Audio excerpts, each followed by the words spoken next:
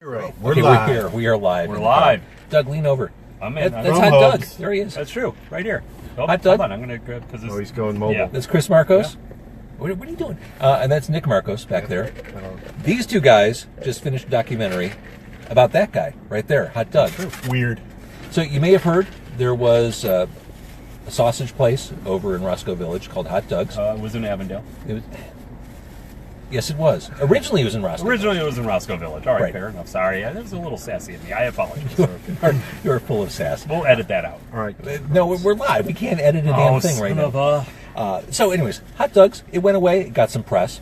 And when it was announced that Hot Doug was closing his joint, this guy right here said we should make a movie out of it. So tell us about the documentary. Tell the denizens of Facebook Live about the It's a documentary. slice of life. It's the story of the closing of Hot Doug's, the fandom, the food, the people who work there, the institution, the community, the craziness. It's coming out soon this summer. We hope to show all of Chicago Hot Doug's the movie. Doug, were you surprised, talking about that last day, which these guys captured on film, were you surprised by just how big those lines were? Oh gosh, yeah. Oh, from the moment I tried to be very subtle and cryptic with the announcement and realized people read through that in about 8 seconds. And then especially like the last 6-7 weeks was just mind-boggling and had no real concept of really what was going to happen until it was in the midst of it. So when people came in and ordered on that last day, were they just stocking up? There was a little bit of that, and there were actually a few times in the last few weeks that I had told people, like, you can't order that much, because at that point then it's catering and like we'll shut down the line and you won't like it, and it was one of the it was a little bittersweet in the sense that the restaurant, especially the last month or so, became something that I didn't want it to be. I really wanted a place you came in, you had lunch, we got to chit chat, and then you left, and then it just took on kind of this life.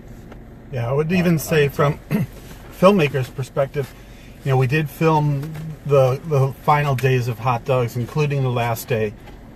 And in the editing process, while we wanted to show that, we also wanted to give a sense of what the restaurant was usually like. So, you know, that's something we kept in mind the whole time, because we wanted to capture the essence of the restaurant, including the closing, but not just the pure insanity that went down at the end. Yeah, around that. Mania. That's it. So, Hot Doug, if people are missing your sausage, as it were, Sure. Wrigley Field? I never get tired of the sausage double entendre. How could you? Yeah, 17 years now. Still, still love it. Yeah, we're all 13-year-old boys. Yeah, at heart, really. absolutely. Duh. So people can find your sausages at Wrigley Field. Yes, bleachers only, which is, I like it because it's Darker. Well, in keeping with the restaurant, kind of a pain in the ass to get to and really limited hours. But it is, we do, it's like 3 choices for each game. But bleachers, you have to have a bleacher ticket. So do you have like all access now at Wrigley? I do. Like your first name with the Ricketts and all that? A little bit. You mean yeah. Tommy? Yeah, exactly. Yeah, kind of. So yeah, it's very strange. Although, and then there are times that like trying to get a return phone call becomes like a thing. It's a big company. So let's talk They've about been busy, I've heard. They're a little Little busy. World going Series on. here. Like, what kind of access? Like, what cool stuff did you as Hot Doug get to do? Not as cool as I wish it were, but I get Did you get to take BP with the team? I don't do that, but I get to walk in, and I get to go watch a lot of baseball. I get to walk in kind of anytime I want to. He gets some Can you go PFP, before some they picture. open the gates. Can you go? Yes. Oh, that's cool. Yeah. I have visions of you and like Jake Arrieta doing Jameson shots. Really not Pilates, Ian Jake. Are those mutually exclusive? I mean, It's true. Right, It's true. thank you. Yeah, no, a lot of that is it's a $1 billion company, and Yeah. you sort of get lulled into thinking it's this pastoral, family business, but it's a big company, and having seen enough of this, the fact that they get the game going and on time and everything's done, it's pretty remarkable. Now, I asked this earlier in the podcast, but now we're on Facebook Live. Hello. This is the Boost Mobile broadcast of Cartoon It's a great looking broadcast. Well, I got this thing on the windshield now. I've really advanced, so I'm not using my hand anymore. Oh, yeah, no. I'm free to do whatever I want. I can wave, I can... Sure. Nice. Hands free. Big We can touch. It's amazing. But the movie's coming out, and the question, Doug, you always get asked, and I'm going to ask it again. Would you ever open up another restaurant? Would you ever do this again? No. And wait, we couldn't hear you. Can you slow it down a little? No. No. And like I was saying before, for me, Hot Dogs, it was great, and it was perfect, and it was this incredible story for me, which was... It's not what you were saying earlier. But now we're on Facebook Live, and this is a whole different thing. Mr. Sessions might be watching this. I have no idea what the hell any of that meant. Yeah, he's totally watching.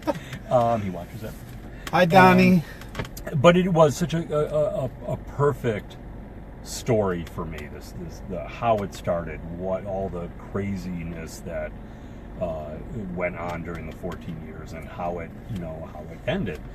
And to try to, I would never try to replicate that, but even it would always be, if I were to open another restaurant, for myself, I would always naturally be comparing it to that.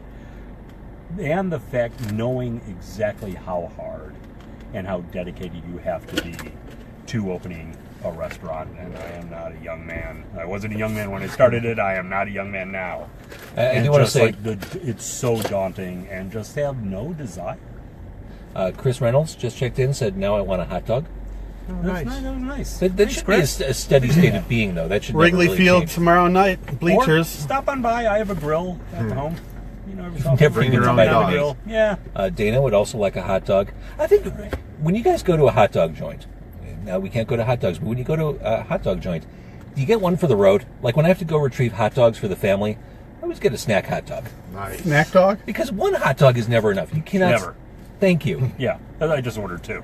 One We is might really have to call up Todd. He'll be on that trail with you. Yeah, I always make one disappear before I make it home, and they're usually like $2 or $3. I mean, right? Sure. It's not the money, is it? It's not the money. It's definitely not. No, because and people ask me, "Is like we're ever sick of hot dogs?" Like never. I still love them. I still, when you have a good hot they've dog, done it's well. awesome. Do you make Vienna beef at home? What kind of hot dog do you buy? That's a great question, Chris. If I do regular hot dogs, yeah, I'll stop by the Vienna store and get Vienna beef. Or I love going different to kinds of sausage. the factory. Yeah. Oh my God, that's the best because you can eat like these perfect, out of a catalog, Chicago hot dogs with the guys who work in the plant. Yeah, absolutely. Like side by side in their cafeteria. Also, great corned beef sandwiches. Yes, Yeah. I do like the Vienna corned beef. Yeah. Did not know that. Yep. Although I believe that to be an oxymoron. That's okay. You don't like corned beef? Corned Negative. beef? What's up with that? I think the Reuben's a perfect sandwich. It is. It is. I would put a Cuban sandwich and a Reuben, 1 and 2. Because they rhyme or no? And I question the hot dog as a sandwich. We've talked about that. But if a hot dog is considered a sandwich, What's your stance on that? Mine, Excuse me, can we get Doug to he's weigh been in, clear. please? Yeah, it's not. Okay. It's, I believe the Latin sui generis. It is a thing of itself. A hot dog is a hot dog. I love when a he speaks sandwich is a Latin. hot He went to sandwich. Latin school. I mean, Your it Venn makes sense. diagram, they do not meet. I thought you were pro hot dog as sandwich. No, I misunderstood your position. that's all right. Yeah. Thank I'm God we glad clarified it. Exactly. All right. So the movie is Hot Doug's the movie, It is. and we're just waiting for the debut. I have seen it. Doug has not. I have not. This is where you say it was awesome. I mean, was awesome. Oh, that's wait. Who says? I can't say it. Oh, No, I can say it. It's I great. saw it. It was awesome. Here's what's great about it, and it was awesome. And thank you for prompting me. What I like what about I'm it is for. you need not have ever gone to Hot Doug's to appreciate the movie. You know what? That's as a filmmaker, that's great to hear because we wanted to make a film that obviously fans of hot dogs would enjoy, but that anyone should be able to watch and get something There are from it. certain themes. We talk about this in the podcast, which will roll out in 2 weeks. We talk about certain themes that come up, but things like community and family, those are there whether intentional or not. But those resonate with people who maybe have never been to the restaurant or maybe don't even like meat. Yeah, that's good. Tell you what, I was vegan for a while and used to go into hot dogs. We had quite some times talking about that, didn't we? That's true. I vaguely remember that. Vaguely. I was so you were drunk. drunk again. All right, so It was 14 years. It's a lot to get. It's a tough day. It's a lot of drinking. well, I have a hard time with names. I'm terrible with names. And it's nothing I'm proud of. But, Doug, you would have people roll through your restaurant nonstop for X amount of years. Are you good with names? Could you, Horrible. So was it one of those, hey, buddy, how you doing? Senator, chief, doctor. Commander? Should I can admit something at this point. Yeah, I like Commander. I had underneath the counter. I don't even know this. This is You don't know exciting. this? No. Underneath the counter, I had cheat notes of people, and I have very small handwriting. Now I'm gonna have to. And I would amend the write film. the person's name when I finally got it, and a little my description of them. Like And tall guy, red hair. It's Precisely, or look like somewhat, looks like Harry Potter. so great. And I would pull the old Harry Potter. Oh, I think let me look for something when I'd see them in line, or when they got close to the line, and then find the card. Yeah. So what happened when the guy with the beard and the tattoos walked in? How did That you... that guy, a beardy guy. I would always remember. I mean, I knew obviously who they were, but names horrible. I knew what they wanted to order. I knew, like the story that we talked about previously. I knew whether it was someone talking about baseball or music or whatever. Great. But names there were, and it would only do it with people whose names. Oh, I should know after visit number 17. See, I think this is actually... Did you just think to do that, or did you hear about doing that somewhere? Because The I've note done cards? that. Yeah, because I did that when I started a job a few years ago. I kept a notebook with me, and as I met people, knowing that I have this horrible inability to remember people, I would write down, red hair, marketing, or black hair, HR, avoid, whatever those notes were. But that was the only way I could do it. But likewise, and there were some people right away, knew told me their name, no problem, right away. But they're just this, and I have no idea if there was a theme among people, but certain people absolutely flat out cannot remember their names. And then you get to that point where you can't ask. Right. Yeah, It's just... Right. Yeah. Exactly. So those are the people I would The try chasm. to overhear. Hopefully, the spouse would say the name, and then I could try to remember it, and then write it down, the moment they left. I was gonna say, so what would happen, because when you took someone's order, you would write down their name, right? Like, oh, Chris ordered, this and that and the other. So, did you ever wind up in a point where you're like, it's time to write their name down, but I don't want to ask them? And then we'd pull the old, oh God, I'm getting on in years. I had a rough night last night, and then kind of do the old name. And then every once in a while, someone would catch, was like, you can't remember. I was like, I took a shot. All right, so Doug, while we're still on Facebook Live, and we're still recording this podcast, you were known for exotic, interesting, cool sausages. I can live with that. What were 2 or 3 of your favorites? Meats, maybe things like boar are common in your world. What were some of the more exotic things that you think were really cool and more people should have tried? That's a good question. Aardvark?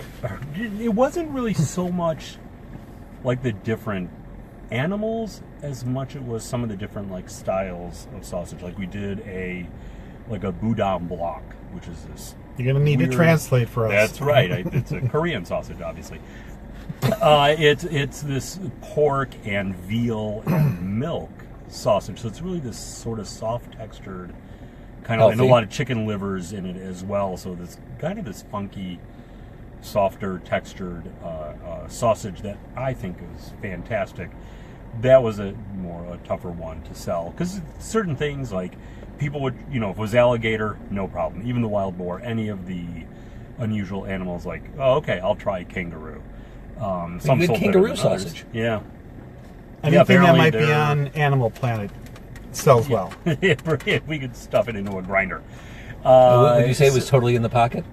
Nah, I see what you did there. Yeah. I got more. But that was wow, I think that eye roll from Nick actually translated to Facebook Live. That's great. You can actually see that. Exactly. Good. So yeah, it was more kind of not the animals as much as kind of the unusual sausages. We did one called andouillette, which is not like andouille at all.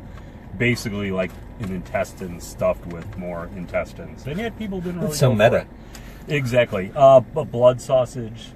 Sold a good amount of it, but not as much as... And only Klingons were ordering that.